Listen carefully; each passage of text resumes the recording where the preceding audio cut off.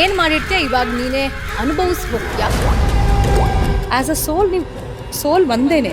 Pending ಕರ್ಮ ಅಂತ ನಾವೇನು ಕರಿತೀವಲ್ಲ, ಇದೊಂಥರ ಸಾಲ ಇದ್ದ ಹಾಗೆ. ಹಾಗಾದರೆ ಈ ಕರ್ಮ ಅಂದರೆ ಏನು? ಅದು ನಮ್ಮೆಲ್ಲರ ಜೀವನದಲ್ಲಿ ಹೇಗೆ?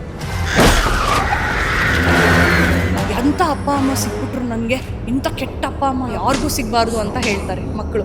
ಆ್ಯಕ್ಚುಲಿ ಅಪ್ಪ ಅಮ್ಮ ಚೂಸ್ ಮಾಡಲ್ಲ ಮಕ್ಕಳನ್ನು, ಮಕ್ಕಳು ತಂದೆ ತಾಯಿನ ಚೂಸ್ ಮಾಡುವಂಥದ್ದು.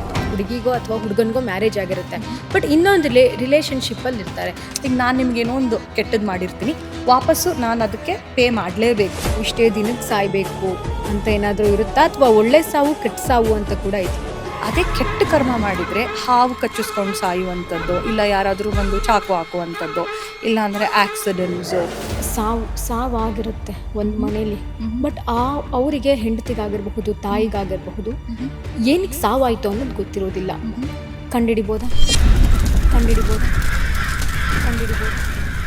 ಲೇಟೆಸ್ಟ್ ಹಾಗೂ ಇಂಟ್ರೆಸ್ಟಿಂಗ್ ಸುದ್ದಿಗಳಿಗಾಗಿ ಬಾಸ್ ಟಿವಿ ಕನ್ನಡ ಚಾನೆಲ್ನ ಸಬ್ಸ್ಕ್ರೈಬ್ ಮಾಡಿ. ಹಾಗೆಯೇ ಬೆಲ್ ಐಕಾನ್ ಪ್ರೆಸ್ ಮಾಡಿ.